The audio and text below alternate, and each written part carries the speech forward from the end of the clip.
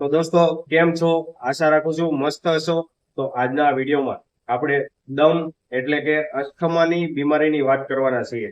તો અસ્થમાની બીમારી થવાના કયા કારણો હોય છે એ જોઈશું.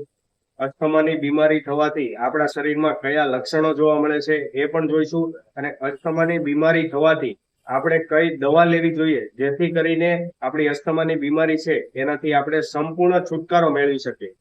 તો આજના વિડીયોમાં આ બધી આપણે ડિટેલમાં વાત કરવાના છીએ. તો દોસ્તો આ વિડીયો પૂરેપૂરો જોજો તો તમને આ બીમારીની પૂરેપૂરી જાણકારી મળી જશે અને કઈ દવા લેવી જોઈએ એ પણ તમને જાણકારી આજના વિડીયોમાં મળશે. તો ચેનલ પર નવા છો તો ચેનલને સબસ્ક્રાઇબ કરી લેજો અને વિડીયો સારો લાગે તો વિડીયો લાઈક કરી દેજો અને તમારા દોસ્તો સાથે શેર કરી દેજો. તો સૌથી પહેલા આપણે જોઈએ કે અસ્થમાની બીમારી થવાના કારણો કયા હોય છે. તો એમાં આપણે સૌથી પહેલા એ જાણીએ કે અસ્થમાની બીમારી થવાથી આપણા શરીરમાં શું ચેન્જીસ થાય છે.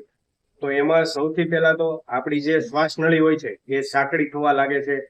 ઘણીવાર એમાં સોજો આવી જાય તો પણ અસ્થમાની તકલીફ થાય છે. અને ઘણીવાર આપણી જે શ્વાસ નળી હોય છે એમાં બલગમ જમા થઈ જાય તો પણ શ્વાસમાં લેવામાં તકલીફ થાય છે. તો અસ્થમાની બીમારી થવાના ચાન્સીસ વધી જાય છે. તો બીજા કારણો જોઈએ તો એલર્જીની સમસ્યા થવાથી પણ આપણને અસ્થમા થવાના ચાન્સીસ વધી જાય છે.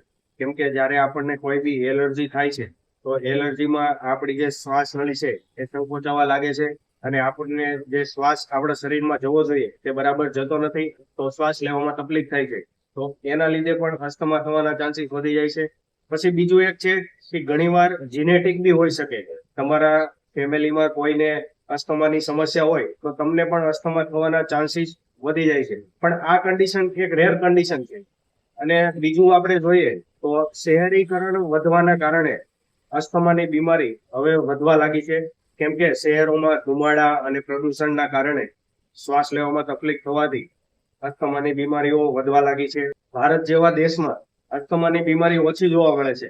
પણ જે ઠંડા પ્રદેશવાળા દેશો છે એમાં અસ્થમાની બીમારી વધારે જોવા મળે છે. જેમ કે અમેરિકા છે, કેનેડા છે, રશિયા છે, એવા અલગ અલગ દેશો છે એમાં અસ્થમાની બીમારી વધારે જોવા મળે છે. પણ હવે ભારત દેશમાં પણ અસ્થમાની બીમારીની સમસ્યા વધવા માંડી છે. કેમ કે શહેરીકરણ જેમ વધતું ગયું છે તેમ અસ્થમાની બીમારી વધતી જાય છે.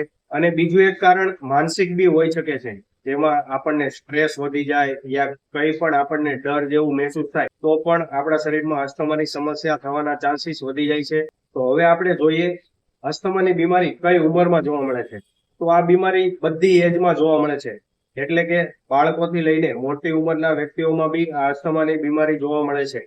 તો દોસ્તો હવે આપણે જોઈએ અસ્થમાની બીમારી થવાથી આપણા શરીરમાં કયા લક્ષણો જોવા મળે છે. તો એમાં સૌથી પહેલું એ લક્ષણ જોવા મળે છે કે શ્વાસ લેવામાં તમને તકલીફ થવા મળે.